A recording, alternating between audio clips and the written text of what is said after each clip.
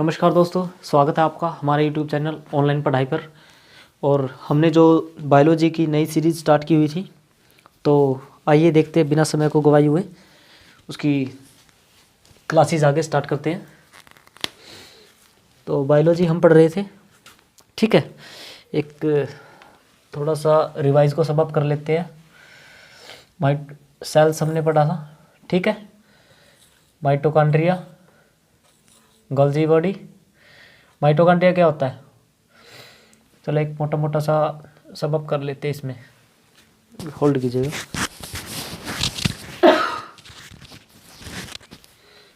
Mitochondria, Golgi body,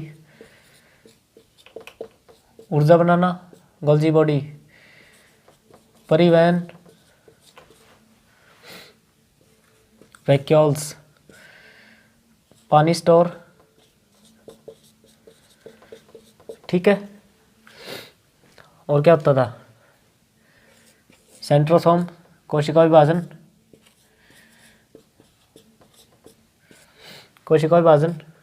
फिर कोशिका कंकाल, एंडोप्लाज्मिक रेटिकुलम,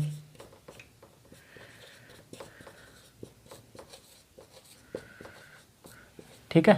उसके बाद क्या होता था, राइबोसोम, प्रोटीन का निर्माण। उसके बाद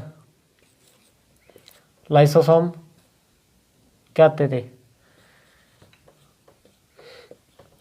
आत्महत्या की थैली, ठीक है। और इस बीच में होता था न्यूक्लियस, जो सबसे बड़ा होता था, और ये होता था प्लास्टिड, ठीक है, प्लांट्स में।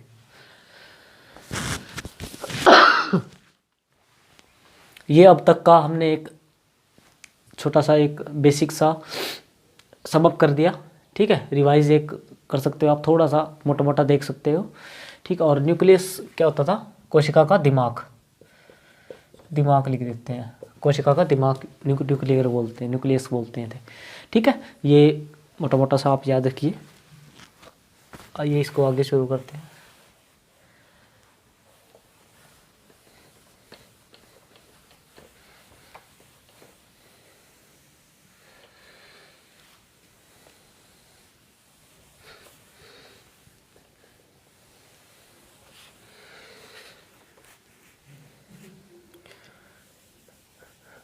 जो ये न्यूक्लियस है ना,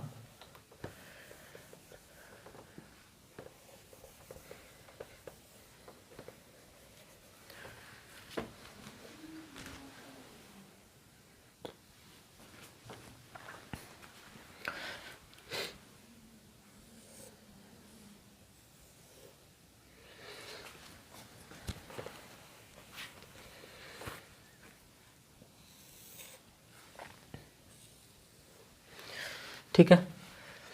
ये क्या है, न्यूक्लियस, बीच में न्यूक्लियस है, ठीक है। न्यूक्लियस में बेसिकली क्या होता है, किसी भी, मान लीजिए डीएनए इंफॉर्मेशन होती है, हमारे डीएनए की इंफॉर्मेशन कहाँ होती है, न्यूक्लियस में होती है। जैसे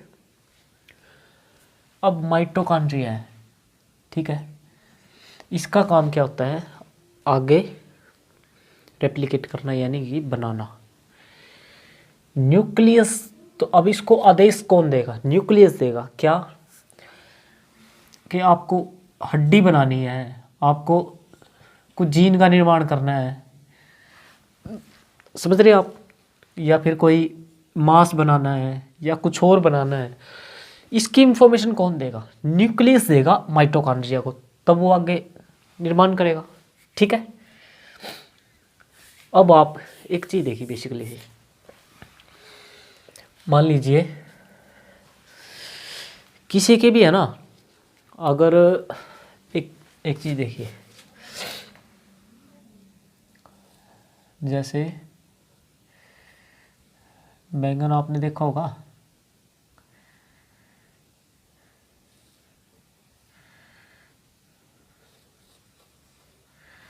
ऐसे ही तो होता है। ठीक है, बैंगन ऐसे ही होता है ना। तो ये बैंगन हो गया, और यहाँ पर हम बना देते हैं, सपोज कीजिए पेठा बना दिया, या थोड़ा सा क्या कर दिया कि ये पेठा बना दिया। ठीक है, पेठा ये बेसिकली सी ऐसे होता है ना उसमें। हाँ, पेठा हो गया, अब हो गया। ठीक है, ये हो गया पेठा, और ये हो गया बैंगन। ये बनावट में थोड़ा बड़ा बन गया, ये तो बड़ा होता है ना, इतना बड़ा पेठा। और बैंगन ज़्यादा इतना होगा, इतना हो जाएगा ज़्यादा। ठीक है, अब एक चीज़ देखिए आप, इसका डीएनए कहाँ होगा? बीज में। भाई इसके जो बीज होंगे ऐसे, मान लीजिए, एक्सपोज कीजिए, मान लो इसका ये बीज है, ये बैंगन का बीज है, और ये पेठे का है। ठीक है, ये इसका बीज है। मान लीजिए इसके बीज में ये इसका डीएनए है, ये इसका डीएनए है। ठीक है, यानी कि डीएनए इंफॉर्मेशन है, जेनेटिक इंफॉर्मेशन जिसको बोलते हैं हम। ये इसकी क्या है? जेनेटिक इंफॉर्मेशन है, इसकी भी जेनेटिक इंफॉर्मेशन है। अब सपोज कीजिए आप कि मान लीजिए इसकी ये पहले वाली है ना, ये डिसाइड करती है कि बैंगन का साइज इतना होगा। ठीक है, पहले वाली मान लीजिए साइज को डिसाइड करती है। दूसरे वाली जो है मान लीजिए इसके कलर को डिसाइड करती है। ठीक है, कलर को डिसाइड करती है। और तीसरे वाली डिसाइड करती है कि ये इतने टाइम में तैयार हो जाएगा। हो गया, और ये हो गया पिट्ठा। अब उसमें पहले वाली क्या थी? साइज। अभी इसका साइज, ये इसके साइज को डिसाइड करेगी। अब इसका साइज तो इतना बड़ा होता है ना। दूसरी वही कलर की, और तीसरा वही समय की। ठीक है, अब हम क्या करते हैं, एक छोटी सी बेसिकली सी, इसके साइज का जेनेटिक इंफॉर्मेशन और इसके साइज की जेनेटिक इंफॉर्मेशन। ठीक है, हमने क्या किया कि जो इसकी जेनेटिक इंफॉर्मेशन थी ना बैंगन वाले की, बीज को जूम किया, उसकी जेनेटिक इंफॉर्मेशन देखी, ये था, इसको निकाला, और इधर से इसको निकाल के साइज वाले को, पिट्ठे वाले को इसमें डाल दिया, इस बीज में। ठीक है, और इसको हमने गमले में किसी में जगह लगा दिया। अब जो साइज, ये तो सिर्फ साइज की इंफॉर्मेशन बदली थी ना, अब इसका क्या चीज़ बढ़ेगी? साइज बढ़ जाएगा। इसी को जो है आजकल जो वो कहते हैं ना, इसको बोलते हैं जेनेटिक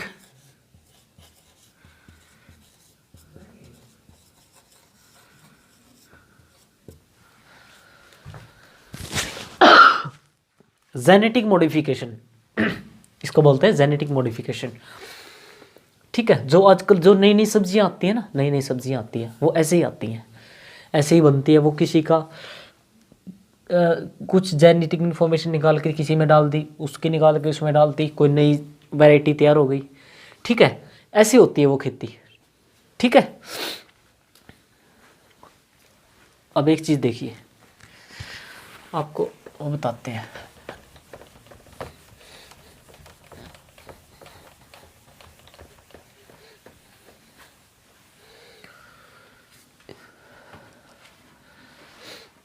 एक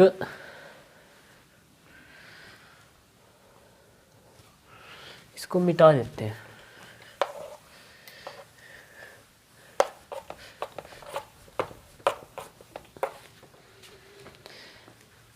एक गाय होती है होल्स्टीन, इंग्लैंड में पाई जाती है। कौन सी? होल्स्टीन। ये क्या करती है, 80 लीटर दूध देती है।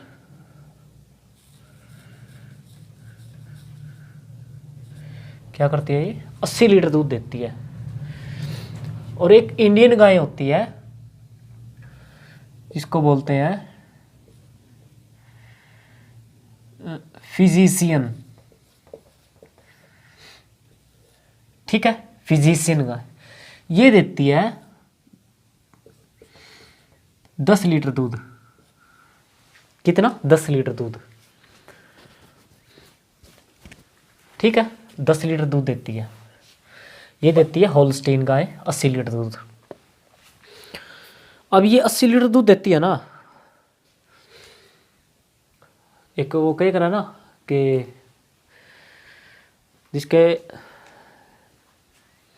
जिसकी कीमत थोड़ी सी बढ़ जाए ना, उसके भाव भी बढ़ जाएगा। यानी कि भाव बढ़ना एक अलग चीज़ होती है, कीमत बढ़ना एक अलग चीज़ होती है। जैसे होल्स्टीन गाय है, इसको क्या, इसमें इसकी क्या हुआ है, सर्दी में इसको हीटर लगाना पड़ेगा इसके पास, गर्मी में इसको एसी चाहिए, सर्दी में हीटर चाहिए, यानी ऐसी इसको फैसिलिटीज चाहिए, ठीक है। और ये जो अपनी देसी गाय, इसको गर्मी सर्दी कैसे मर्जी जो है जैसे मर्जी उसमें रख लो, हर किस मतलब किसी भी वातावरण में इसको रख लो, ये हैबिचुअल है, ठीक है, ये रह लेती है। अब जो हमारे इंडिया के वैज्ञानिक थे ना, उन्होंने क्या किया, इसका जो था ना जेनेटिक इंफॉर्मेशन थी इसकी और इसकी, ठीक है, जेनेटिक इंफॉर्मेशन थी इसकी और इसकी। इसकी जेनेटिक जो इंफॉर्मेशन वो थी ना, इसके जीन को लिया, बेसिकली जीन को, सॉरी, इसके क्रोमोसोम को लिया, एक कोशिका को लिया। इसकी एक कोशिका कहीं से भी ऐसे कर सुई के साथ कोशिका आ जाएगी, तो उसी से देख लिया जाता है कि पूरी बॉडी में एक जैसी कोशिकाएं हैं। उस कोशिका को लैब में जाके जूम किया, बहुत ज़्यादा जूम देखा तो डीएनए का स्ट्रक्चर मिला, डीएनए का स्ट्रक्चर मिला तो और जूम किया तो जीन दिखे। उनमें क्या दिखा कि मतलब ये पहचान की कि जो वो को इसमें कौन सा जीन है जिसके कारण ये 80 लीटर दूध देती है, ठीक है। तो जैसे पता मान लीजिए ये है, मान लो पता लगा ये है वो जीन, ठीक है। इधर से क्या किया, फिजिशियन का भी ऐसा ही किया, फिजिशियन का भी ऐसा ही किया, उस ऐसे कोशिका की डीएनए की जांच की, जीन की जांच की, जिससे ये पता लगे कि इस कारण ये 10 लीटर दूध देती है, ठीक है, पता लग गई, मान लो ये है। तो क्या किया हमारे वैज्ञानिक, अपने को पता है यार, इंडिया के लोग तो जुगाड़ू तो है ही, ये जीन निकाला इधर से और इसकी जगह रेप्लिकेट वो कर दिया, रिप्लेस कर दिया, और यहाँ से निकाल दिया ये, इसकी जगह ये डाल दिया, ठीक है, इसकी जगह ये डाल दिया जीन, और ये करके उसमें जो है आगे प्रोसेस में डाल दिया।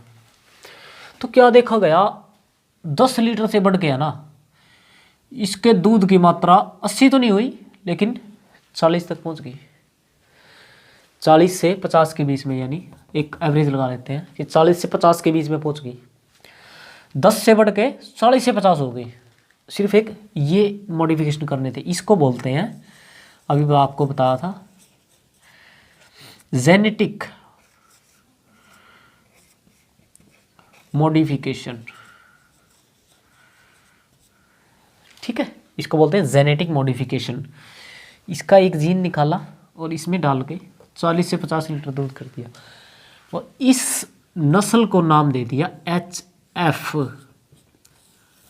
आपने देखा होगा, पढ़ा होगा, HF एक नस्ल है हमारे यहाँ गाय की, ठीक है। अब ये पता चल गया HF कैसे बनी है, ऐसे बनी है जेनेटिक इन मॉडिफिकेशन के कारण। आपने एक मूवी देखी होगी, मूवी आई थी कौन सी, क्रिश 3, क्रिश 3 थी, हाँ क्रिश 3। उसमें क्या होता है, वो होता है ना क्या बोलते हैं उसको, विवेक ओबरॉय, हाँ विवेक ओबरॉय था शायद, कॉल, कॉल वो क्या करता है, वो बनाता है, सॉरी वो एक राक्षस का निर्माण करता है ना, आपको आपने देखा होगा, एक राक्षस का वो करता है, वो राक्षस को बनाता है, उसकी मतलब जीभ लंबी हो जाती है, आंखें बड़ी बड़ी, कहीं से कूद सकता है वो। उसमें वो क्या करता है, जेनेटिक इन्फॉर्मेशन कर देता है, इंसानी जीन के साथ किसी जानवर के साथ जेनेटिक मॉडिफिकेशन कर देता है, सॉरी जेनेटिक मॉडिफिकेशन के कारण वो मतलब वो जो लैब में एक्सपेरिमेंट करता है वो जेनेटिक मॉडिफिकेशन होता है। और हमारे इंडिया में है ना जेनेटिक मॉडिफिकेशन रेस्ट्रिक्टेड है, रेस्ट्रिक्टेड नहीं है, बैन है, सॉरी बैन है। क्यों बैन है, क्योंकि अगर ये अलाउ हो जाती है तो आप खुद समझ सकते हो कि लोग या कोई भी कितना हद तक, किस हद तक फ़ायदा उठा सकता है कि इसका उपयोग मानव के ऊपर नहीं किया जा सकता। इंडिया में इसके ऊपर बैन है। कैसे, अब आपने देखा होगा कि जैसे बहुत से है ना, कई बार जैसे न्यूज़ में आता है, किसी किसी गांव में देखते हो आप कि किसी बच्चे को पूंछ निकल आई, इतनी सी पूंछ निकल आई, यहाँ नाक निकल आई, कहीं नाक निकल आई, कहीं आँख निकल आई दूसरी, ठीक है। ये चीज़ें आप देखते होंगे बहुत सी, किसी के 4 हाथ हो जाते हैं, ठीक है। ये चीज़ें आपने देखा होगा। और ज़्यादातर क्या होता है, वो चीज़ें मतलब बचती नहीं है, वो जो अंश होता है वो बचता नहीं है, जीवित नहीं बचता। और ठीक भी है जहाँ तक, क्योंकि अब एक चीज़ देखिए, मान लो कोई बच्चा पैदा हुआ, ठीक है, कोई बच्चा पैदा हुआ, उसकी मान लीजिए कि एक पूंछ है, एक पूंछ है मान लीजिए उसकी, अगर वो मतलब जीवित बच जाता है, अपने काल में जीवित बच जाता है, तो वो क्या करेगा, अब वो बड़ा होगा, किसी न किसी के साथ शादी करेगा ही, किसी न किसी के साथ तो करेगा। अब चाहे ये इसको कटवा भी दे, लेकिन एक अंदर से तो पूंछ है ही इसकी, तो इसने ये क्या करेगा, किसी के साथ शादी करेगा, उसके जीन के साथ इसका जीन मिलेगा, तो इसकी आने वाली संतान होगी। अब उसके अंदर इसका कुछ और स्ट्रेन देखने को मिल सकता है। स्ट्रेन का मतलब होता है नया रूप, जैसे आजकल हम कोरोना का देख रहे हैं, ओमनिक्रॉन स्ट्रेन, यानी कि कोरोना का नया रूप ओमनिक्रॉन, ठीक है। अब समझ आया कि ऐसी जो अंश होते हैं वो क्यों नहीं बचने चाहिए। अगर किसी को तीसरी आंख होगी, मान लीजिए यहाँ होगी, और वो बंदा बच जाता है, आने वाले समय में किसी न किसी के साथ शादी करेगा, वो शादी करेगा तो क्या होगा, अब उसके जीन और उसके जीन जब मिलेंगे, किसी तीसरे वेरिएंट को जन्म दे सकते हैं, जो कि आगे जाके पूरी पीढ़ी को ख़राब कर सकते हैं, और पीढ़ी से ही फिर आगे समाज बनता है, और उससे आगे फिर मतलब खराब ही होता है। इसीलिए ये बचते नहीं है, और इसको कहते हैं मॉडिफिकेशन, जेनेटिक मॉडिफिकेशन, ठीक है। चलिए आगे पढ़ते हैं।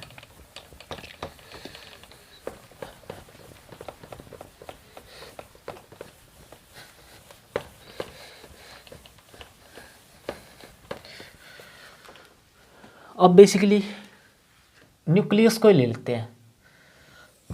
मान लीजिए ये अंदर न्यूक्लियस था, इसको बाहर निकाल लिया हमने, ठीक है, न्यूक्लियस को बाहर निकाल लिया, मतलब ये भी है ना इसमें, mitochondria, Golgi body, vacuoles, centrosome, endoplasmic reticulum, ribosome, nucleus, lysosome, plastid, ठीक है, ये भी इसमें न्यूक्लियस हमने बाहर निकाल लिया, ठीक है, न्यूक्लियस निकाल लिया। अब न्यूक्लियस में बेसिकली मेनली होता क्या है, जेनेटिक इन्फॉर्मेशन होती है। क्या होता है, जेनेटिक इन्फॉर्मेशन। जब इसको और ज़्यादा ऐसे जूम करके देखा गया ना, और ज़्यादा ऐसे जूम करके देखा गया, कोशिका तो बिल्कुल इतनी सी होती है, अपनी खुली आंखों से देख नहीं सकते ना, तो इसको और ज़्यादा जूम करके देखा गया। इसमें क्या है, ऐसे बने हुए मिले, ऐसी संरचना बनी हुई मिली। ठीक है, ऐसी संरचनाएं मिली बनी हुई, इनको बोला गया क्रोमोसोम। क्या बोला,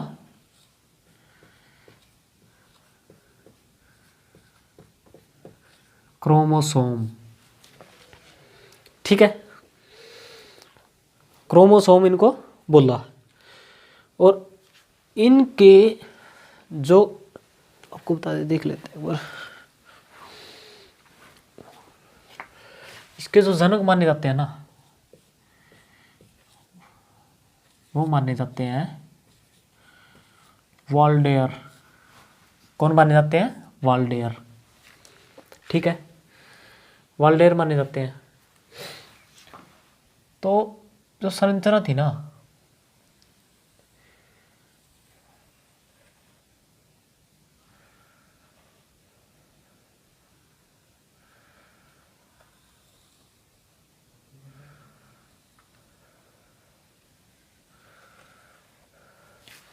मतलब एक्स के आकार की मानी गई थी वो। ठीक है, इसको थोड़ा सा इधर से,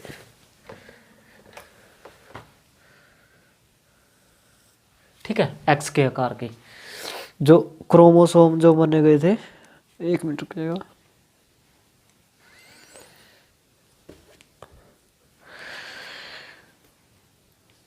ठीक है, एक्स के आकार की। और इसका जो ऊपर वाला भाग है ना, ये वाला, इसको बोला गया सैटेलाइट। सैटेलाइट। और इसका जो नीचे वाला भाग था, इसको बोला गया टेलोमर। क्या बोला गया, टेलोमर। टेलोमर बोला गया। और ये क्या है, इसकी आर्म्स, ये इसकी आर्म्स है। ठीक है, जो ये है ना, ये तो क्रोमोसोम है। जब इसको जूम करके देखा गया तो ऐसी संरचना मिली। ये तो था कि न्यूक्लियस को बाहर निकाला, उसको जूम किया, ऐसी दिखी। इसमें से इसको बाहर निकाला, इस संरचना को, ये ऐसा दिखा। और फिर वैज्ञानिकों ने क्या किया, बोले नो का बात नहीं बनती भाई, नो को इसके अंदर देखेंगे क्या है।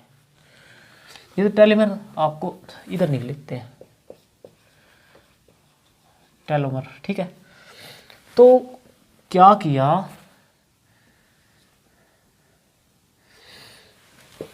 वैज्ञानिकों ने इसको, मतलब इधर से और ज़्यादा इसको ऐसे, मतलब ऐसे कर दिया। ठीक है,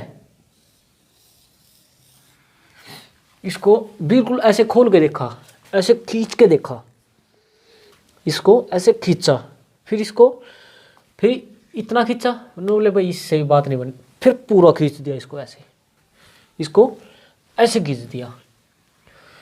और ये मतलब डबल वो होती है, क्या कहते हैं इसको, ये ऐसे होती है।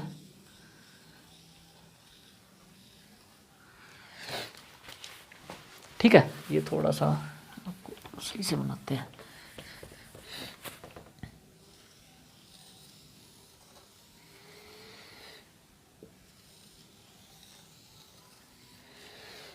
अब थोड़ी ठीक बनी है।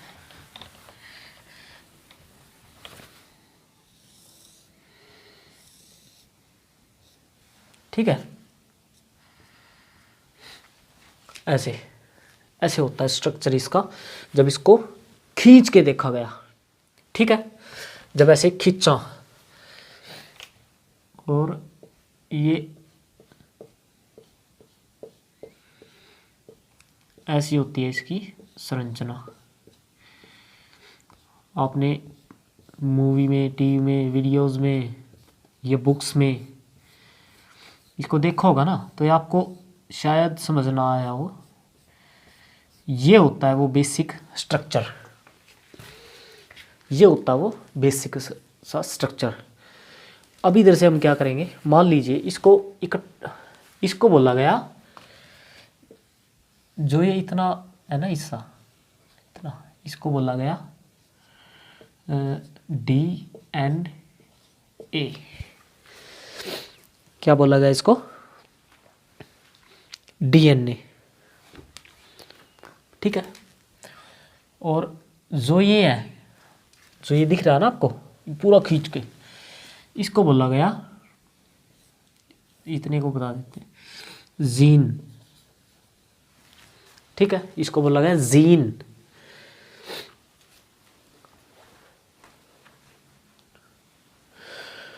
और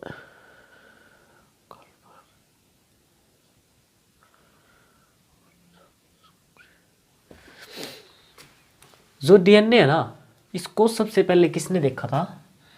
इसको देखा था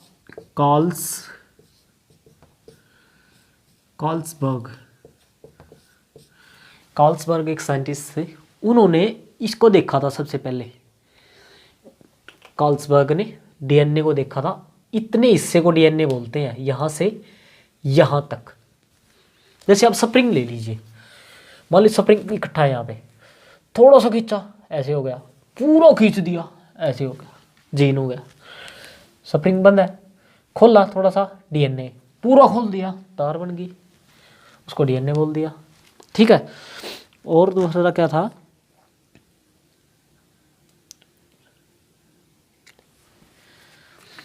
और जिसने ये खींचा था ना यहाँ से यहाँ तक, ये इसका नाम था बेसिक वाटसन स्क्रीले। वाटसन स्क्रीले इसका नाम था। और जो जीन की खोज की थी वो की थी जोहान ने। जो जीन की खोज की थी ना, यहां लिख देते हैं जोहान, ठीक है। जोहान सर नाम इनका, जोहान सर इनका, इसका नाम है, ठीक है। इसने की थी जीन की खोज। जिसने इसको खींचा था उसका नाम वाटसन स्क्रीले, ठीक है। अब एक चीज देखिए आप, जो ये होता है ना, मान लीजिए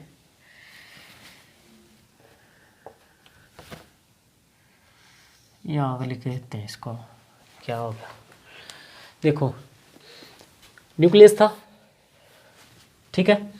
न्यूक्लियस से, सॉरी, कोशिका थी, कोशिका से न्यूक्लियस बाहर निकाला, न्यूक्लियस से जूम करके इस क्रोमोसोम को बाहर निकाला, ठीक है। क्रोमोसोम को बाहर निकाला, क्रोमोसोम की ऐसी संरचना मिली एक्स के आकार की। और ऊपर वाले हिस्से को बोलते हैं सैटेलाइट, नीचे वाले को टेलोमर। इसके जो सूत्रधार थे वो थे वाल्डेयर, एक साइंटिस्ट थे, उसने इसको खींच के देखा नीचे से, कार्लसबर्ग ने, उसको बोलते हैं DNA। जिसने उससे आगे खींच दिया वो था वाटसन स्क्रीले। और जिसने इस जीन की खोज की थी उसका नाम था जोहान सर। क्या था? Johan sir. अब एक चीज देखिए, अब यहां से यहां तक है, ये होता है बेसिकली, ठीक है। जो ये है ना, ये जैसे मैंने एक सिंगल वो कर दी ना, इसके अंदर बेसिकली क्या होता है, मतलब ये जो अंदर है, अंदर ये जो दिख रहा है ना आपको, ये भी, यहाँ भी, यहाँ भी, यहाँ भी, इसके अंदर क्या होता है, इसके अंदर होता है, यहाँ लिख देता हूँ, एडमिनिन,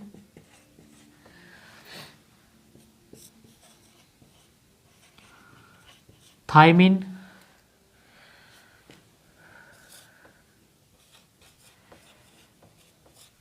guanine and adenine, thymine, guanine और क्या होता है, साइटोनिन। क्या होता है, साइटोनिन। इसको शॉर्ट फॉर्म में बोलते हैं ATGC। ATGC इसके अंदर क्या होता है, ATGC, एडमिनिन, थायमिन, ग्वानिन, साइटोनिन। ठीक है, ये 4 चीजें इसके अंदर होती है। बेसिकली जो मैंने एक ही जैसे लाइन खींच दी ना, ऐसे नहीं होता इसमें। एडमिन, थायमिन, ग्वानिन और साइटोनिन ये एक लाइन में होता है। जैसे ये है ना, एक लाइन इसी में होता है। ये अगली लाइन होगी, इसमें भी यही होगा, एडमिन, थायमिन, ग्वानिन, साइटोनिन, इसमें भी होगा। यानी हर लाइन में होगा, वो हर एक लाइन में होगी चारों चीजें ये। ठीक है, ATGC। और जैसे RNA होता है ना, RNA देख लिए। अब एक चीज देखिए,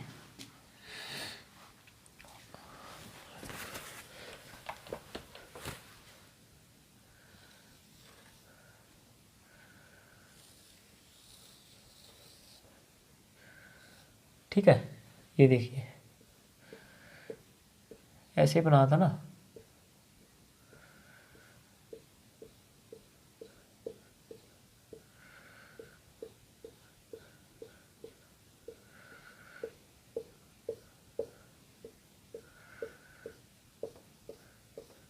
ठीक है, ऐसे है। अब एक बात है, ये तो DNA हो गया, ये तो DNA हो गया। RNA कैसे होता है? RNA आपको बताऊं ना, यहां से ये हो गया RNA। ठीक है, ये हो गया RNA। इसमें आप देख रहे होगा ना, ये दो साइडें दिख रही होंगी। इसको बोलते हैं डबल हेलिक्स। क्या बोलते हैं? Double helix. ठीक है, और इसको सिंगल हेलिक्स यानी मोनो हेलिक्स बोलते हैं, सिंगल हेलिक्स, सिंगल हेलिक्स। ठीक है, इसको बोलते हैं सिंगल हेलिक्स, इसको बोलते हैं डबल हेलिक्स। अब एक चीज बताइए आप, जो प्रोकैरियोटिक वो होते हैं ना, जैसे जीवाणु होते हैं, लाइक कोरोना, प्रोकैरियोटिक। कोरोना इसलिए नाम बोलता हूँ बार बार, आपको समझ जल्दी आ जाता है। Corona, prokaryotic. कुछ और बोलेंगे ना, आपको शायद समझ ना आए। 1 मिनट होल्ड कीजिएगा।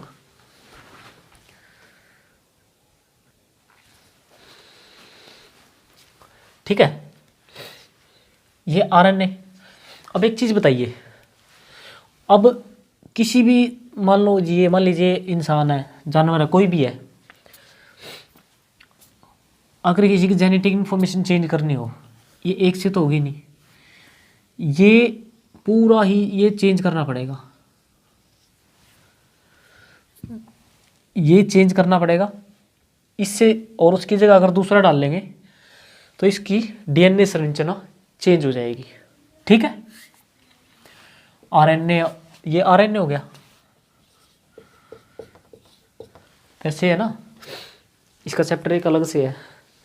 जब इसका टाइम आएगा, चैप्टर आएगा, तो उसको अलग से भी पढ़ाया जाएगा। ये तो एक कोशिका के न्यूक्लियस के अंदर होता है क्रोमोसोम, तो इसीलिए थोड़ा सा बताया जा रहा है आपको। और भी डिटेल में जब इसका चैप्टर आएगा तब बताएंगे। ये देखो RNA है। अब एक बात बताइए, इसकी संरचना बदलनी थोड़ी आसान होगी या इसकी आसान होगी? इसकी तो मुश्किल होगी ना, इसकी आसान होगी। कैसे? देखिए, अब इन दोनों में है ना, किसकी संरचना बदलनी आसान हो सकती है? RNA की बदलनी आसान है। कैसे? इसमें बड़ी छोटी वो होती है ना, इसकी कोशिकाएं, मतलब कोशिका से भी जो जीन होते हैं ये बड़े छोटे होते हैं। ठीक है, ये बड़ी जल्दी जल्दी अपना रूप बदल सकते हैं। कैसे? कोरोना है ना, कोरोना कितनी जल्दी जल्दी अपना वेरिएंट बदल रहा है। क्योंकि प्रोकैरियोटिक होते हैं वो। प्रोकैरियोटिक में क्या है, ये होता है आरएनए होता है, डीएनए होता ही नहीं उसमें, ठीक है। आरएनए उसमें होता है, इसलिए ये बड़ी जल्दी जल्दी अपना जो है रूप बदलते हैं, ठीक है, अपनी जो है जेनेटिक जो है बदलते हैं। जैसे आपने कोरोना का कई रूप देख चुके हैं आप, कोरोना के अलग अलग नाम है, तो ये देख सकते हो आप, ठीक है। आरएनए डीएनए ये हो गया। अब एक बार थोड़ा सा समअप कर लेते हैं। कोशिका थी, न्यूक्लियस को बाहर निकाला, क्रोमोसोम को रूप में जूम किया, एक्स के रूप में मिला, ऊपर वाले भाग को सैटेलाइट, नीचे वाले को टेलोमर, ठीक है। बीच में आर्म्स होती है इसकी, ये आर्म्स जैसी है ना, जैसे देखो जैसे ऐसे ऐसे आर्म्स होती है, आर्म्स के जैसी, ठीक है। जो क्रोमोसोम होता है, इसके जो सूत्रधार थे वो उसने वोल्डेयर, इसको खींचा नीचे, किसने, कार्लसबर्ग ने, डीएनए बन गया। उसको नीचे खींचने वाले को वाटसन, स्क्रीले, और इसको सर्च करने वाले को जोहानसर, ठीक है। और बेसिकली डीएनए के अंदर क्या होता है, इसको शॉर्ट फॉर्म में बोलते हैं एटीजीसी, एडमिन, थाइमिन, ग्वानिन, साइटोनिन, ठीक है। उसके बाद आरएनए सिंगल हेलिक्स होता है, ये डबल हेलिक्स होता है। हेलिक्स मतलब ये इनके कोने, ठीक है, इसको बोलते हैं बेसिकली। और आरएनए क्या है, अपना रूप जल्दी जल्दी बदल सकता है। अब किसी की डीएनए की जांच करनी हो, मान लीजिए जैसे होता है ना फिल्मों में, या किसी को कोई ये बोल देता है कि मैं उसका पुत्र हूँ, अगला मानने को तैयार नहीं, तो उसका क्या होता है, आरएनए जांच होगी, डीएनए होगी, ये होगी डीएनए। उसका जीन पता किया जाएगा कि इसके अंदर किसके जीन है, इसके हैं या इसके तो हो नहीं सकती, तो आरएनए भाई इसके है या किसी और पर्सन के, ठीक है। डीएनए जांच होती है उसकी, ठीक है। ये एक बेसिक सा हमारा चैप्टर था, और आशा करता हूँ आपको समझ में आया होगा। इससे संबंधित कोई भी आपका क्वेश्चन है, क्वेरी है, आपका सुझाव है, कमेंट बॉक्स में ज़रूर दीजिएगा। धन्यवाद।